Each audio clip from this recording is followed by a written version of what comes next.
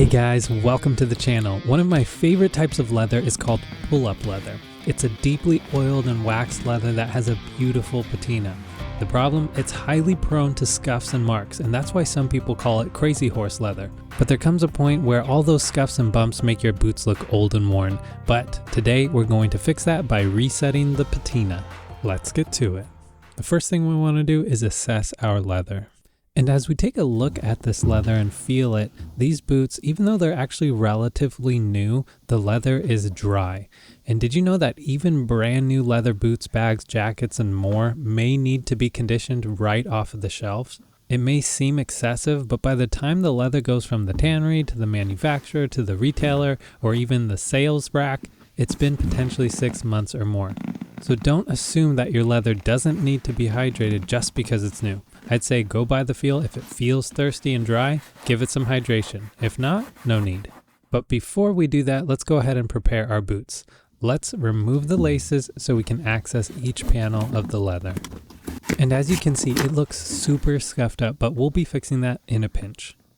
As a rule of thumb, before cleaning or applying any conditioner, whether your boots look clean or not, it's best practice to wipe or brush off your leather so that any dirt or debris won't clog the pores when you apply.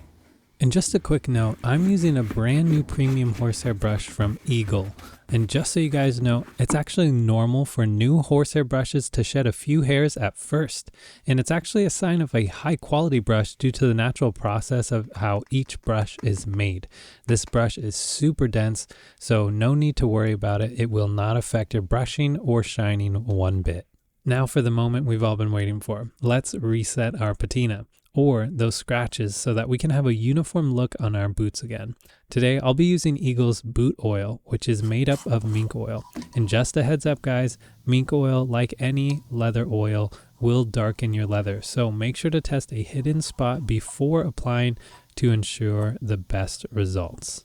Something you definitely want to keep in mind is that you do not want to apply any oil to any areas where glue has been used, like near the midsole or the welt stitching of your boots. Any oil will begin to deteriorate your glue and potentially remove your outsole. Additionally, you want to keep any oil away from your metal rivets because oil softens the leather. It may eventually cause your rivets to become loose when tying your boots, but everywhere else is fine, and boot oil is great for conditioning your leather. And mink oil is ideal for all types of leather, including full grain, top grain, corrected leather, and of course oil tanned leather. If you're in a colder season or live in a colder area, you may benefit from this hack. Something I always love to do is gently warm up the leather in order to allow the oil to further seep into the pores.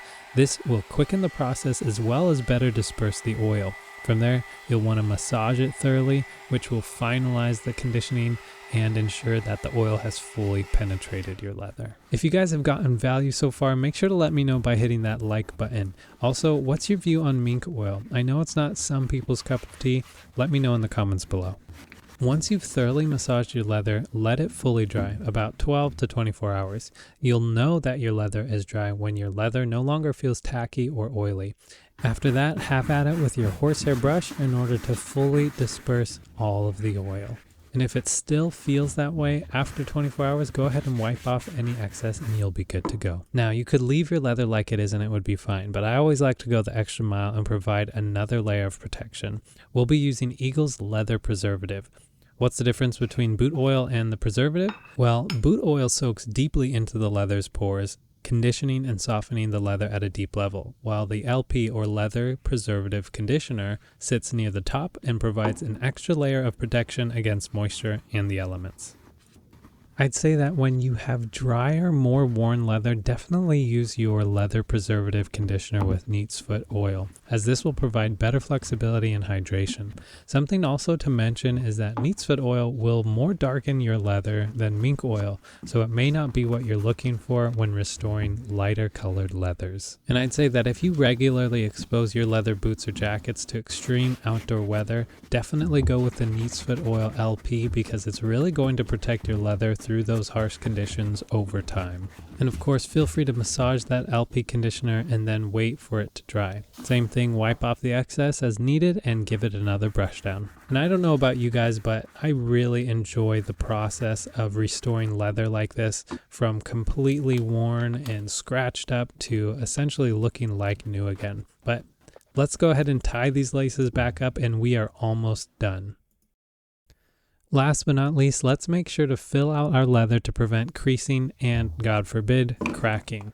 I'd highly recommend cedar shoe trees, but you guys can use virtually anything from plastic bags to recycled newspaper. After that, let's go ahead and see the transformation. And if you guys are interested in trying any of these products, make sure to head over to eagleshoecare.com and use my code AVAMIS for 20% off. And Eagle is going to have everything you guys need to properly care for your leather, so definitely give them a try.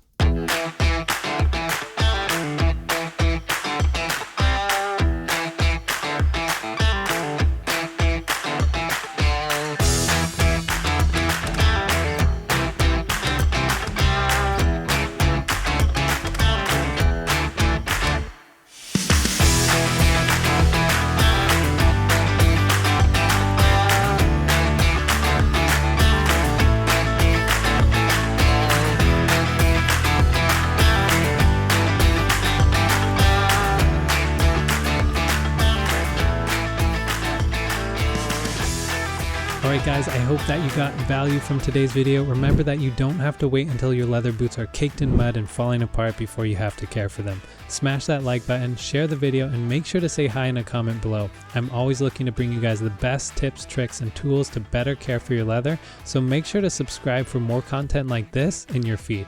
And if you like this video, make sure to watch one of these ones next. As always, remember to love your leather.